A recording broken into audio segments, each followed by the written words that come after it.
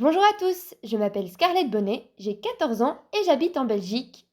Aujourd'hui, je vais vous parler des conflits pour les ressources. Tout d'abord, au niveau environnemental, les ressources ne sont pas infinies, ce qui va poser problème dans quelques années si l'on ne fait rien. Pour mieux vous expliquer cela, je vais prendre l'exemple du cobalt. En effet, ce métal qui provient des gisements de cuivre, par nature, est une ressource limitée dont environ 70% du stock, actuellement connu, se situe en République démocratique du Congo. Il y a là de nombreux conflits entre la population locale et les propriétaires des mines, dont 80% sont contrôlés par la Chine.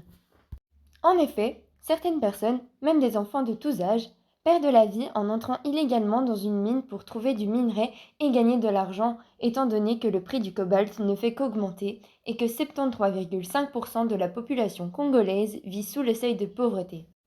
En cause, ces fabuleuses propriétés chimiques qui le rendent indispensable à la fabrication des batteries que l'on peut retrouver dans beaucoup d'objets courants, comme les téléphones portables, tablettes, voitures électriques, panneaux photovoltaïques et d'autres encore.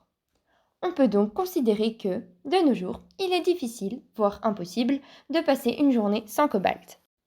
Je trouve tout ceci injuste, puisqu'au niveau économique et social, ça ne profite pas à tout le monde. C'est un peu comme si le bonheur des uns passait au détriment de celui des autres. Il y a également ce genre de conflit chez vous et moi, et celui-ci n'est qu'un exemple parmi tant d'autres. Enfin, il n'y a pour moi qu'un moyen de résoudre ces conflits. Il faudrait remettre en question toute la société et notre mode de vie, de manière à réfléchir ensemble à des solutions durables et repartir sur de bonnes bases.